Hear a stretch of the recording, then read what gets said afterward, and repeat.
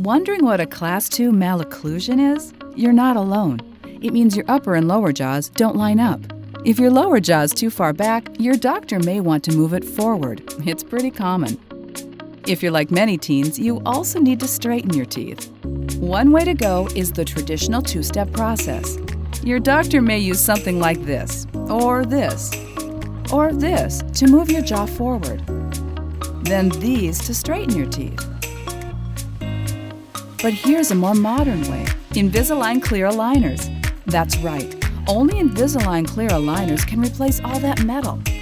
These precision wings are the key. When you close your mouth, voila! They hold your jaw just a tiny bit forward.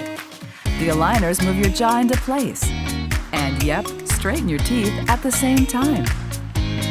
Just one step made possible by thin, powerful aligners. So you can keep up with all the stuff that makes you, you. From sports, to band, to whatever you love, and keep living your life uninterrupted.